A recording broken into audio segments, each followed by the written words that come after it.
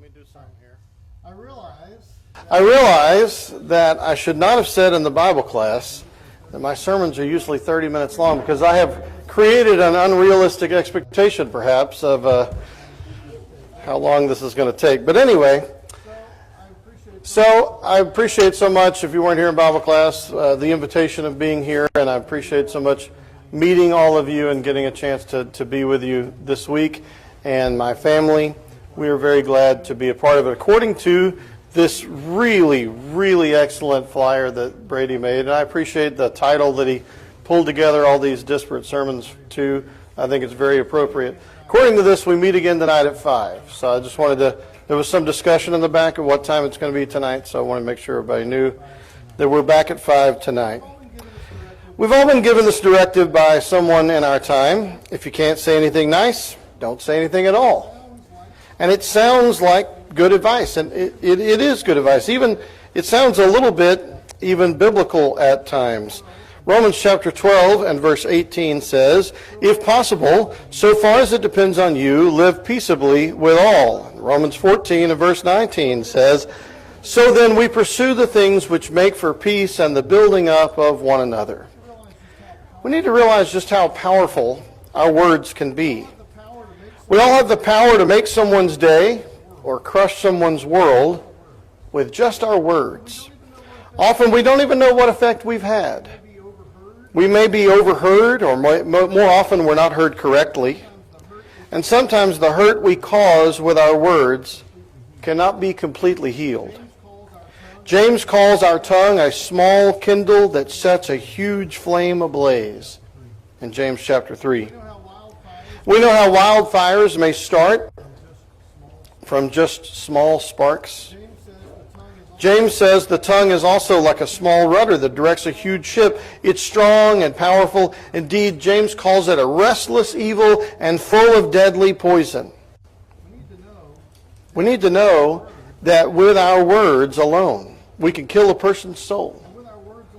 And with our words alone, we can redeem them to our Lord. Often pursuing peace may very well mean keeping your mouth shut. But I believe Jesus wants us to go a little bit deeper than that. Turn to Matthew chapter 5 with me.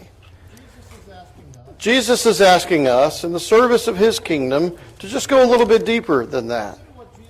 Consider what Jesus says again and again about the law of Moses and about what they had been taught, the teachings of the rabbis out of the law of Moses, versus what he really meant. Matthew chapter 5, let's just take one example. In verse 21, he says, "You have heard that it was said to those of old, 'You shall not murder, and whoever murders will be in danger of judgment.' But I say to you that whoever is angry with his brother without a cause shall be in danger of the judgment, and whoever says to his brother, 'Raca,' or 'you fool,' shall be in danger of the council, and whoever says 'you fool' shall be in danger of hellfire." Jesus says it isn't enough not to do something about your anger. You need to not even feel your anger. And those of you that studied Matthew chapter 5, or even just done a brief reading, have probably noticed that he says over and over again, "You have heard that it was said, but I say to you." Sometimes what he says, "You've heard that it was said," is kind of a direct quote from the old law, but more often than not, it's a misteaching that was derived from the old law, and he's correcting. But when he's talking about those things, in every case, Jesus is asking us to go deeper. It's not enough not to just avoid doing something. He wants us to not even feel like doing something. And that is tough. Keeping our mouths shut is definitely a step in the right direction. But Jesus wants us to do more. We must learn to control what we say, certainly. But to go deeper means controlling what we think. Mark chapter 7 and verse 20. Mark chapter 7 and verse 20. I'll read from the New American Standard. Mark chapter 7 and verse 20. "And he was saying, that which proceeds out of the man, that is what defiles the man. For from within, out of the heart of men, proceed the evil thoughts, fornications, thefts, murderers, adulteries, deeds of coveting, of wickedness, as well as deceit, sensuality, envy, slander, pride, and foolishness. All these evil things proceed from within and defile the man." It's not what we say that's the problem. What we say reflects who we are deep inside. Often we say something crude or rude and we say we didn't mean it. But the truth is, we did feel it and we did think it. That's why we said it. What we should say is, I didn't mean to say it.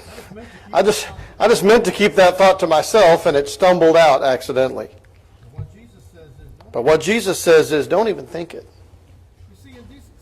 You see, in decent society, we have to hide our true feelings from each other or run the risk of hating and being hated by everyone. And this may be prudent for success as a friend or relative in the world, may be prudent for success at school or in your job, but for success as a Christian, we must eliminate all evil thoughts from our minds. You know this beautiful flyer that Brady put together, it got a little bit under my leg, but it's relatively unscathed. And I saw a demonstration once in school that was talking about this piece of paper that the teacher held up. They said this piece of paper represents your heart. And every time someone says something to you that is damaging, that is hurtful, that is mean, your heart gets a little wrinkled. And then you can take this piece of paper and you can unfold it and you can unpack it and you can pull all those things away and you can press on them and you can squeeze them and you can, how many of you ever opened up like a piece of candy and tried to smooth out the tin foil? Kids still do that, you know. I didn't think they did, but they do. They still care about something besides their phones. So you press and you do everything you can and you make it as smooth as you can and you could get, all the technology and everything, you just can't get the wrinkles out of that. Our words do that. And you can say, I'm sorry. And you can say, I'm sorry. And you are sorry. And you can wish to take it back, and you do. But this is what has happened. And it smooths out, and it smooths over, but it never really goes away. We've got to be careful about what we say. For out of the good man, the good treasure of his heart brings forth what is good. And the evil man out of the evil treasure brings forth what is evil, for his mouth speaks from that which fills his heart. I heard it told another way by a preacher from a denomination, as a matter of fact. He said, when you squeeze an orange, you get out of it orange juice. When you squeeze a Christian, you should get out of it the Holy Spirit. That's pretty good. I should just stumble into speaking the words of Jesus instead of the words of man. We must eliminate from our heart the storehouse of evil thoughts. James says that's the key to controlling the powerful tongue, is to use wisdom from above, as our brother read a moment ago. The wisdom that is from above is pure. It's peaceable. It's gentle, it's reasonable, it's full of mercy and good fruits, it's unwavering, and it does not have hypocrisy. It is the opposite of the wisdom from below. And so the tongue cannot be controlled. And since the tongue cannot be controlled, you had better fill the storehouse from which your tongue gets its information with good stuff. Because you're going to have run-on mouth, and you better hope that what you run on with is the words of Christ. There's a book I read some time ago. I read from it, in fact, to the band that year. It's not a religious book. I suppose you'd call it a self-help book. I don't know what these books are called. Sometimes in a business teaching we do it too. Sometimes you get a book study or something. It's one of those books, It's a book I wanted to read. Somebody might have recommended it to me. It might have been Brandon Brewer, as a matter of fact, but I don't remember. It's called The Art of Possibilities. It's by an orchestra conductor and teacher named Benjamin Zander and his wife Rosamond, who's a therapist and educator. In it, Benjamin describes the practice of giving an A. He's a college professor. And it's a new angle on the old axiom of assuming the best about someone until you know better. You know that? Giving them the benefit of the doubt, we might say. Ben just suggests that you leave off until the until you know better part. He says, just give them an A. He says he does this literally with one of his college classes. He informs them on day one of the class that they will be getting an A in his class. There is nothing they can do whatsoever to lower their grade. Their grade is an A. And what the book suggests is translating this idea into our social interactions. Without fail or variation, he would have us predetermine that every person we meet will earn an A regardless of how they behave. And regardless of anything that happens in the future, you have given them an A. On their final exam, they get an A. Done. It's over before I've even met you. Ben relates what one of his students told him about this, because his assignment is right now, first day of class, first assignment, I want you to write me a letter and tell me why you got an A in this class. And he said he was expecting most kids to just write, because you said I get an A. But he told them it had to be more than that. It had to be, the paper, five paragraphs and all that stuff that English teachers tortured us with. And so he tells in the book about a student. In Taiwan, the student wrote, I was number 68 out of 70. I come to Boston and Mr. Zander says I'm an A. I'm very confused. I walk about 3 weeks very confused. I'm number 68, but Mr. Zander says I'm an A. I'm number 68, but Mr. Zander says I'm an A.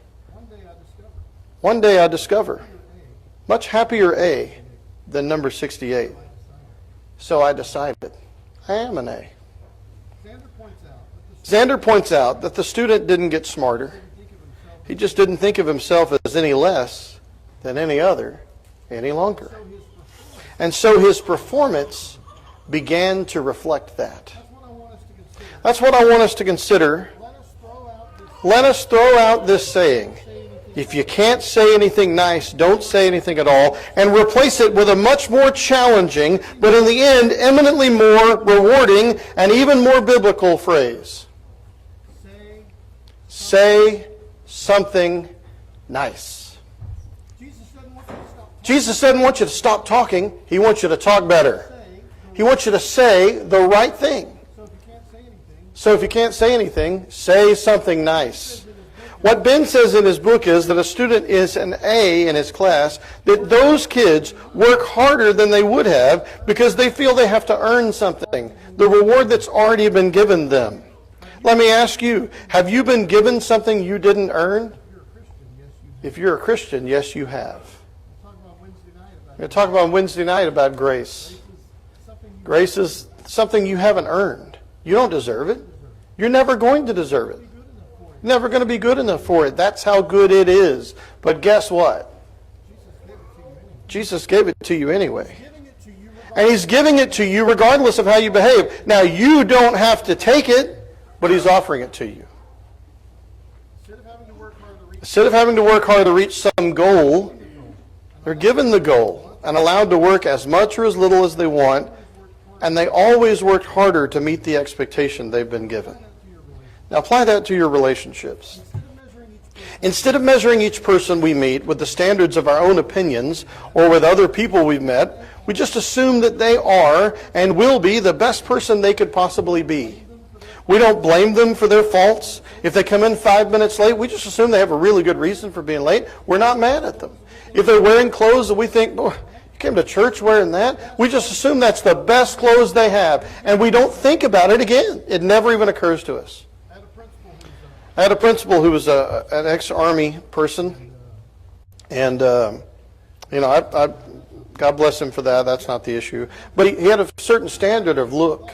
And I teach a class first period, and I have a bunch of kids that I teach band, and so I see them all first period, and by second or third period, they'd be turned in for a dress code violation, and he'd come yell at me, and I would say, Mr. Redding, I'm not looking at their clothes. I'm looking at their performance. I don't know if they need a shave or their hair is too long. I don't care. I want to know if they're playing correctly, and if they're sitting correctly, and if they're moving correctly on the marching field. That's all I'm looking at. And maybe that made me a bad employee, but what it meant was I was looking for them and assuming the best out of them. Maybe they just didn't have time to shave, or they don't own a razor. I don't know. We don't blame people for their faults. We try to help them. We try to correct them because we want them to be right in the sight of God. And we try to make sure, especially those things that hinder their relationship with Christ, we don't let that go without talking to them about them, but we ignore the rest of the stuff. Certainly there are changes people need to make to be good Christians. But if we are all giving an A to each other, those changes won't have to be pointed out because they'll be trying to please you as much as you're trying to please them. Does that sound naive? Does that sound naive? Does that sound like kind of pie in the sky nonsense? Well, let me ask you a question. When you go to God in prayer and ask Him to forgive you of that same sin you keep committing, don't you hope that's the attitude He has toward you? Don't you hope God is just giving you an A? Don't you hope God says to you and looks at you and goes, I know you're trying your best, buddy. I know you didn't mean to do that. It's okay. Don't you hope that's what He thinks? You hope He doesn't think like you think, right? You know you shouldn't have done that. I'm going to get you. Thanks be to God, that's not how He thinks. That's so much not how He thinks. He gave His only begotten Son. You ever thought about what John 3:16 actually says? He loved the whole world. He didn't love Christians. He didn't love Jews. He loved the whole world. The world, people. Everybody. Whether they confess His name or not. He gave His Son for them too. Whether they believe in Him or not. Look with me in Matthew chapter 18.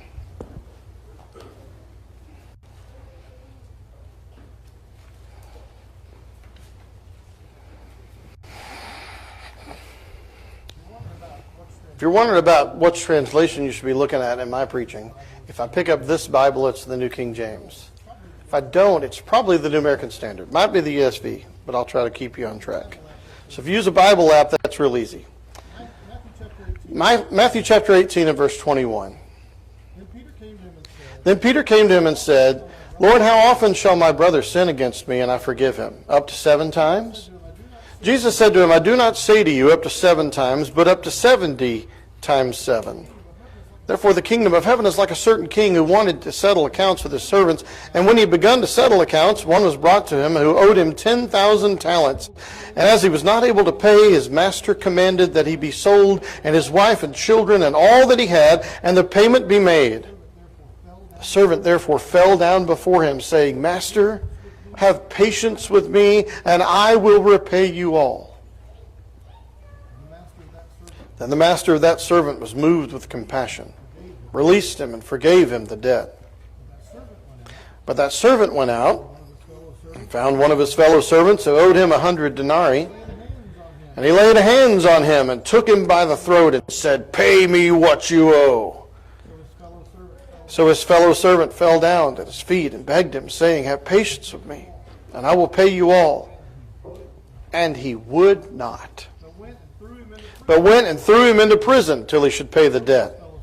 So when his fellow servants saw what he had done, they were very grieved and came and told the master of all that he had done. Then his master, after he had called him, said to him, You wicked servant, I forgave you all that debt because you begged me. Should you not also have had compassion on your fellow servant, just as I had pity on you? And his master was angry and delivered him to the torturers until he should pay all that was due to him. So my heavenly Father also will do to each one of you from his heart, if you do not, from your heart, if you do not forgive his brother his trespasses. I'm not talking about forgiving a brother or sister, but the application here is the same. Because I'm talking about not even treating him or her as if they've ever hurt you. Just don't even act like it. As Paul says in 1 Corinthians, just let yourself be wronged. It's okay.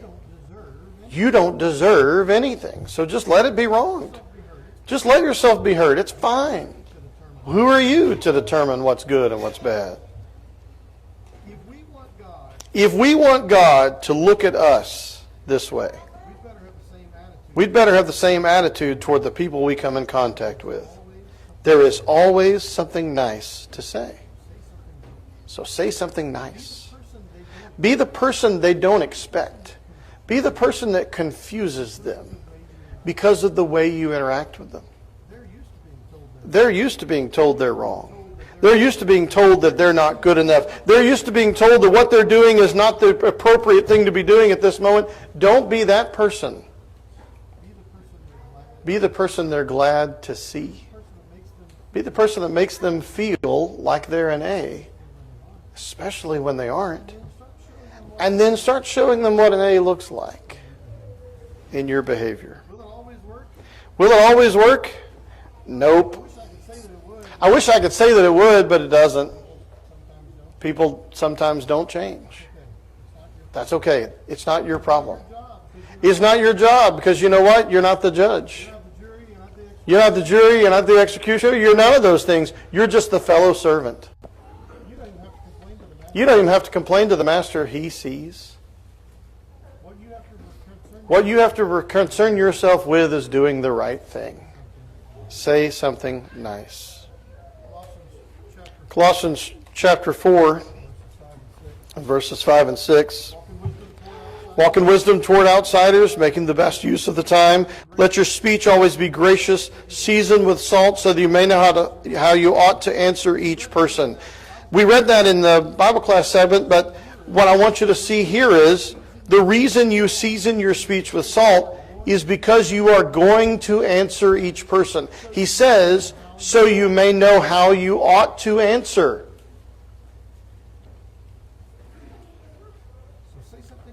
So say something nice. There is always something good to say. Make it your mission to be a blessing to those who hear you and not a condemnation. Make it your mission to be the salt in their life. Make it not the salt on the wound. Jesus said, you are the light of the world. If you're not going to bring the light, no one is. So if they have an interaction with a Christian and it isn't positive and it isn't loving and it isn't caring, you have condemned the rest of us. Because the next time they have an interaction and I tell them I'm a member of the Church of Christ, that interaction is going to change negatively because of you or because of me. On the other hand, there is sometimes a situation where all they've had is good experiences. And they know that you're someone they can count on. They know that you're someone they can trust. You know there's someone that's going to want the best for them. When you say, I go to the Church of Christ in Greenville. Oh, good. I need your help. That's what we should hear. Or, oh, good. I have a Bible question I'd like to talk to you about. Used to be a time when that's what they said. You want to know something about the Bible? Go ask those people. They know the Bible. Now I fear we get lumped in with a bunch of other so-called Christians who they say, if you want to be treated poorly, if you want to be condemned, if you want to be looked down on, go find them. They're judgmental over there. Ought not to be that way. I don't mean to say that we shouldn't correct evil. Correcting evil is also a command, but I want us to do it with sincere kindness in our hearts and our speech. Why are you correcting the evil? Are you trying to win the argument? Are you trying to win the soul? And if you're trying to win the soul, the argument never enters into it. Winning this, having this cutting retort that I'm going to have, having this witty thing to say is never going to enter into it. Because that's not the point. Looking good and sounding good is not going to enter into it. The point is being good. And sometimes when you say something nice, you're going to get put down. You're going to get rejected. You're going to get ignored. You're going to be treated as a lightweight, as somebody that isn't really serious about life. Those people are wrong. When they treat you that way, you're doing something right. Because they spat on Jesus. They beat Jesus. They jeered at Jesus as he hung on the cross. As he lifted himself up by the nails he was hanging from, took a ragged breath and said, Father, forgive them, for they do not know what they're doing. They were making fun of him for it. Look, he's calling on Elijah. Ha ha ha. So if you're getting made fun of, for being this naive, you're in good company. Say something nice. Remember that Jesus said the good man brought out of the good things of his own good heart. You can't say anything nice.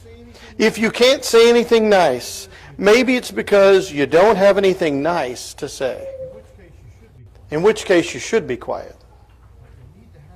But you need to have our hearts cleaned up. You need to have something good to say. Let our hearts be a storehouse of good, and let our lips be full of blessings. To say something nice. This morning, you have an opportunity to say. I didn't mean to say that. You have an opportunity to say, that's not the way I meant to live. That's not the way I want to live. I like what you're saying. I want to live like that. You have an opportunity to say, I want Christ to fill me up. I don't want the evil of this world anymore. I don't want the danger of this world. I don't want the hatred of this world. I don't want all the stuff that I see around me. I want to be good. I want to be filled with good. I want good to just ooze from me. You have an opportunity to be filled up with that right now. Don't be almost persuaded, be completely persuaded that this is the truth, and the true way of the Lord can only be found in the Scriptures. And if you've been convicted by those, come forward as we stand and sing the song that's been selected.